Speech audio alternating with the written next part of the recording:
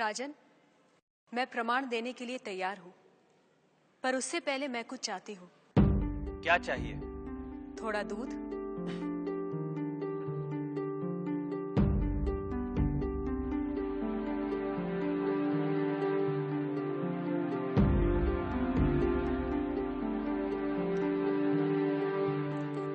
राजन, इस पात्र में आपको क्या दिखाई दे रहा है? दूध? क्या दूध के अलावा कुछ और दिखाई दे रहा है? नहीं। पर मुझे तो मक्खन भी दिखाई दे रहा है। क्या आपको मक्खन दिखाई दे रहा है?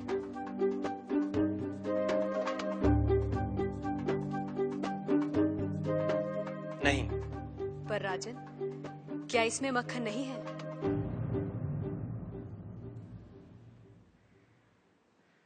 है।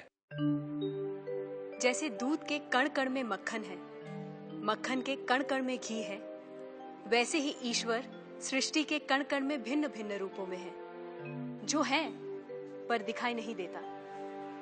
जैसे दूध से मक्खन पाने के लिए उसे मथना जरूरी है, उसी तरह वेदांत के श्रवण, वेदांत का मनन और उसके निहितार्थ पर निरंतर ध्यान के द्वारा ही ईश्वर का अनुभव किया जा सकता है।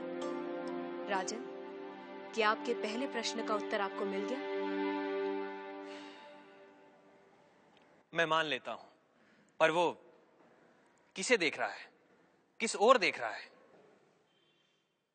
क्या मुझे एक जलती हुई मोमबत्ती मिल सकती है? राजन, ये रहा आपके दूसरे प्रश्न का उत्तर। प्रकाश की ये लौ कहां देख रही है? किसे देख रही है? ये सभी को देख रही है। सभी और देख रही है। राजन, जिस तरह इस मोमबत्ती का प्रकाश चारों ओर फैला हुआ है, उसी तरह ईश्वर की चेतना चारों ओर फैली हुई है, और उसी चेतना के कारण हम चलते हैं, बोलते हैं और सुनते हैं। जैसे ये प्रकाश सभी ओर देख रहा है, वैसे ही ईश्वर सभी ओर देख रहा है।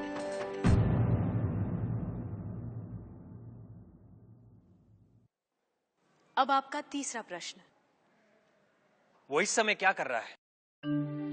राजन, इस समय मैं आपके प्रश्नों का उत्तर दे रही हूं, इसलिए मैं तुम्हारी गुरु हूं और तुम मेरे शिष्य।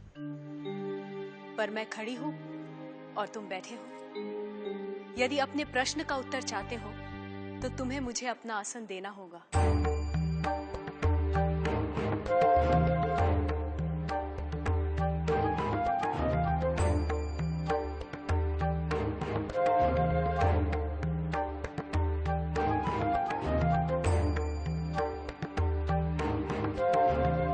राजन, ये रहा तुम्हारे तीसरे प्रश्न का उत्तर। कुछ देर पहले आप सारे मंदिरों से मूर्तियां हटवाने का विचार कर रहे थे।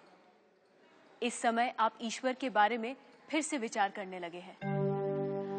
आप मेरे स्थान पर खड़े हैं और मैं आपके सिंहासन पर बैठी हूं। इधर एक राजा को सामान्य नागरिक का स्थान और एक सामान्य नागरिक को राज सिंहासन दे सकता है, ये आप देख रहे हैं। आप मेरे स्थान पर और मैं आपके स्थान पर बैठी हूं। ईश्वर इस समय ये करवा रहा है, उस अनंत और असीमित शक्तियों के स्वामी, जिसने ये सुंदर, अद्भुत, विस्मयकारी और महान संसार रचा है, जिसमें सूर्य, चंद्र, तारे, ग्रह, नक्षत्र अपने अपने स्थान पर स्थिर और गतिमान है, जिसके कण कण में एक व्यवस्था है। ऐसे शब्दों और ज्ञान से परे ईश्वर के लिए क्या असंभव है? कहिए राजन, क्या मंदिरों से मूर्तियां हटवाई जाएं? मूर्तियां तो उस ईश्वर की प्रतीक है, उनका मूर्त रूप है। वह सर्वज्ञ, सर्वशक्तिमान, सर्वव्यापी ईश्वर सर्वत्र है। किसी ने उसको पत्थर में पाया, किसी ने पेड़ों में, किसी ने शब्दों के माध्यम से, तो किसी ने प्रार्थना करके।